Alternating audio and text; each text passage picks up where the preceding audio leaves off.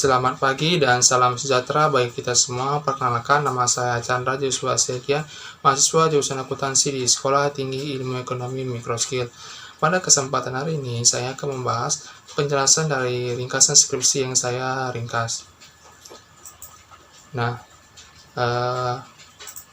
judul skripsi yang saya ringkas itu adalah pengaruh task minimization, mekanisme bonus, tunneling insentif, dan ukuran perusahaan terhadap keputusan melakukan transfer pricing. Dengan nama penelitinya itu adalah Tri Melanie, dengan tahun penelitinya itu adalah tahun 2016. Nah, fenomena yang terdapat di skripsi ini adalah itu terjadi pada sebuah perusahaan yang memproduksi batu bara berkalori rendah dan ramah lingkungan, di mana perusahaan itu adalah PT Adaro.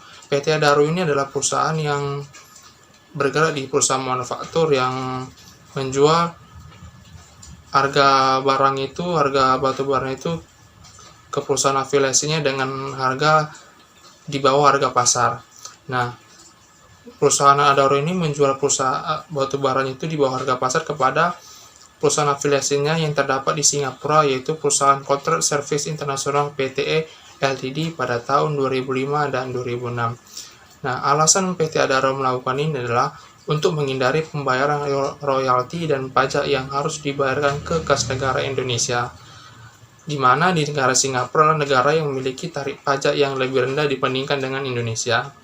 Nah, selain kasus PT Adaro, peneliti ini juga membuat fenomena terhadap perusahaan Toyota Motor Manufacturing Indonesia atau TMMIN, di mana penjualan yang terdapat di PT Toyota ini meningkat sebesar 40%, sementara labanya itu turun.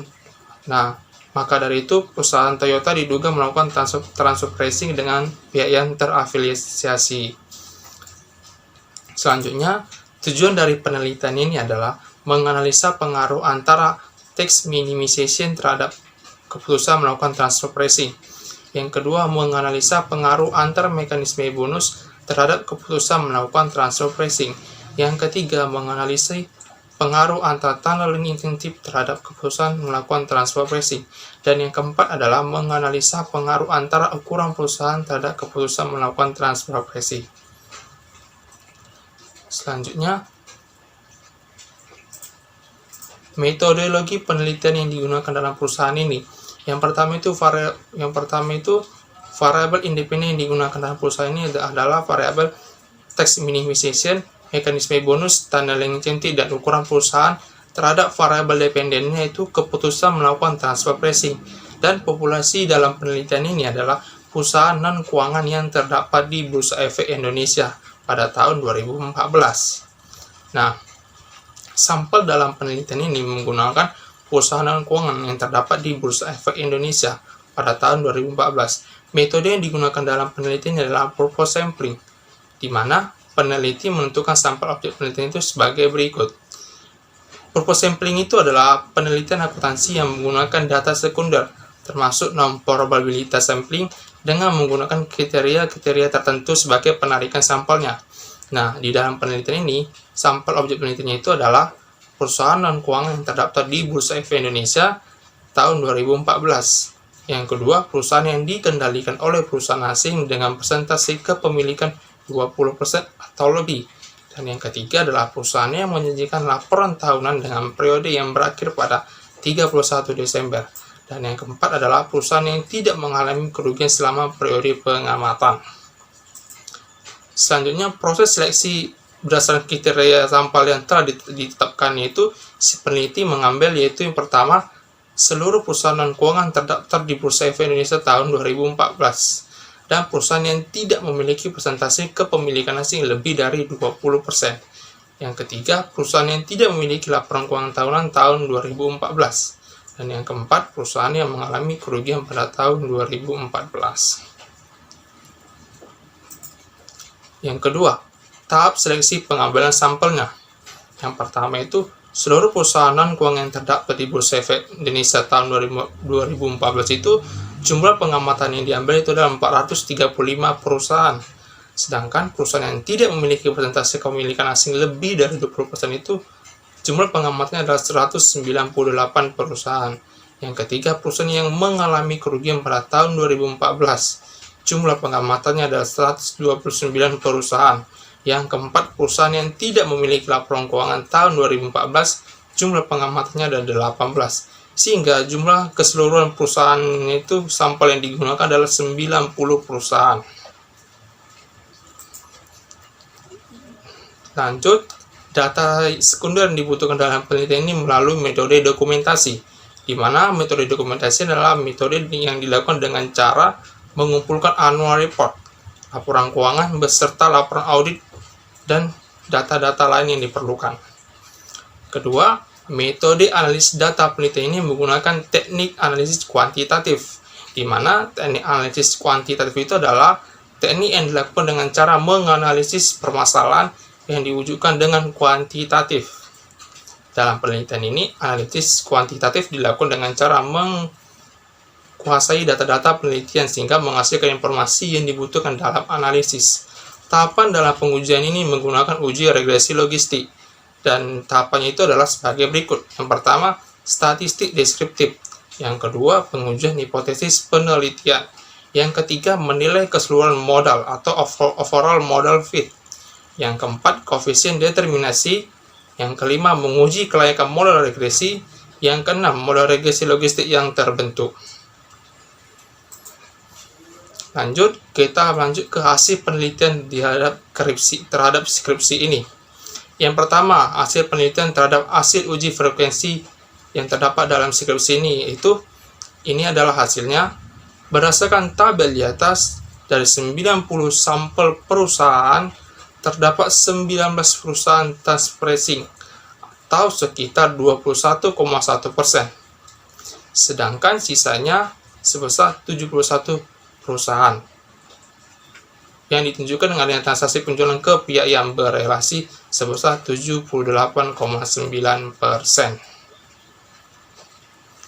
Lanjut, yang kedua, hasil penelitian dengan hasil uji kesesuaian keseluruhan model atau overall model fit. Ini adalah tabelnya. Berdasarkan tabel di atas, diketahui bahwa pengujiannya dilakukan dengan membandingkan nilai antara -2 log likelihood pada awal atau block number yang 0 dengan nilai minus log likelihood pada akhir dengan block number 1. Nilai 2LL awal adalah sebesar 92,77. Setelah keempat variabel independen dimasukkan, maka nilai -2LL akhirnya diperoleh dengan mengalami penurunan menjadi 78,04. Penurunan likelihood ini menunjukkan bahwa model regresi yang lebih baik, atau dengan kata lain, model yang diproyeksikan fit dengan data. Selanjutnya kita masuk ke hasil penelitian uji kelayakan model regresi. Ini adalah hasil outputnya. Berdasarkan tabel di atas menunjukkan bahwa nilai C-score sebesar 6,937 dengan signifikansi sebesar 0,543. Berdasarkan hasil tersebut diperoleh bahwasanya nilai signifikansi lebih besar dari 0,05. Maka model dapat disimpulkan bahwa mampu memprediksi nilai observasinya. Dasar pengambilan keputusan dalam uji C-score ini adalah yang pertama, jika nilai signya itu lebih kecil dari 0,05, maka HO-nya ditolak dan HA-nya diterima. Yang kedua, jika nilai signifikansinya itu lebih besar dari 0,05, maka artinya HO-nya diterima dan HA-nya ditolak. Dari ini kita lihat nilai signifikansinya itu sebesar 0,543 dan lebih besar dari 0,05. Sehingga model ini dapat disimpulkan mampu memprediksi nilai observasinya. Kita lanjut ke hasil uji regresi logistik. Ini adalah hasil outputnya, dan berdasarkan tabel di atas menunjukkan bahwa variabel independennya itu yang pertama, task minimization memiliki koefisien negatif sebesar 0,534 dengan tingkat signifikasinya sebesar 0,05 atau lebih kecil dari 5%. Sehingga lebih kecil dari 5%, maka hipotesis pertama atau H1 diterima, yang artinya task minimization ini berpengaruh signifikansi terhadap keputusan melakukan transfer pricing, dan nilai betanya itu negatif yang dihasilkan sebesar 0,534, menunjukkan adanya hubungan negatif antara task minimization tadi dengan keputusan melakukan transfer pricing, di mana semakin kecil bukan pajak yang ingin diberikan oleh perusahaan, maka semakin besar pula keputusan perusahaan untuk melakukan transfer pricing. Kita lanjut. Untuk variabel independen yang kedua, yaitu variabel independen mekanisme bonus, di mana mekanisme bonus ini memiliki koefisien negatifnya itu sebesar 0,463 dengan tingkat signifikansinya itu adalah 0,314. Karena tingkat signifikansinya itu lebih besar dari alfa 5% atau 0,05, maka hipotesis kedua atau H2-nya itu tidak diterima, yang artinya mekanisme bonus tidak berpengaruh secara signifikansi terhadap keputusan melakukan transfer pricing, dengan nilai betanya itu adalah positif, yang dihasilkan sebesar minus 0,463. Maksudnya nilai betanya itu adalah negatif, dengan yang dihasilkan sebesar 0,463, menunjukkan bahwa adanya hubungan negatif antara mekanisme bonus dengan keputusan melakukan transfer pricing, yang berarti bahwa semakin tinggi mekanisme bonus yang dihasilkan, maka semakin rendah keputusan untuk melakukan transfer pricing. Yang ketiga, variabel tunneling incentive memiliki koefisien negatif sebesar negatif 1,452 dengan tingkat signifikansinya itu adalah 0,250. Karena tingkat signifikansinya itu lebih besar dari 5% atau 0,05, maka hipotesis ketiga ini adalah hanya tidak diterima, yang artinya tunneling incentive tidak berpengaruh secara signifikansi terhadap keputusan melakukan transfer pricing.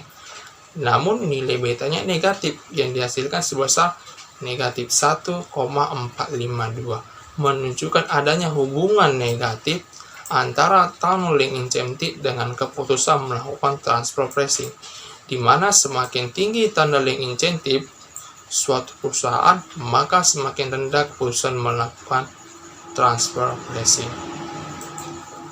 Dan variabel yang keempat itu adalah variabel independen ukuran perusahaan atau size, yang memiliki koefisien positif sebesar 1,436 dengan tingkat signifikansinya itu 0,08. Karena tingkat signifikansinya lebih kecil dari alfa 5%, maka hipotesis keempat ini hanya diterima, yang artinya ukuran perusahaan berpengaruh terhadap keputusan untuk melakukan transfer pricing. Dan nilai betanya itu adalah positif, yang dihasilkan sebesar 1,436, yang menunjukkan adanya hubungan positif antara ukuran perusahaan dengan keputusan melakukan transfer pricing, di mana semakin besar ukuran perusahaan, maka akan semakin besar pula keputusan perusahaan untuk melakukan transfer pricing. Dan kesimpulan yang terdapat dari skripsi ini adalah, yang pertama, berdasarkan data yang dikumpulkan dan hasil pengujian telah dilakukan dengan menggunakan uji regresi logistik dan pembahasan pada bagian sebelumnya, dapat diambil kesimpulan sebagai berikut. Yang pertama, task minimization berpengaruh terhadap keputusan melakukan transfer pricing. Yang kedua, mekanisme bonus tidak berpengaruh terhadap keputusan melakukan transfer pricing. Yang ketiga, tunneling incentive tidak berpengaruh terhadap keputusan melakukan transfer pricing. Dan yang keempat, ukuran perusahaan berpengaruh terhadap melakukan keputusan transfer pricing. Nah, begitulah penjelasan saya dari skripsi yang saya ringkas, dan bila ada kesalahan kata maupun penyampaian kata, saya mohon maaf. Sekian dan terima kasih.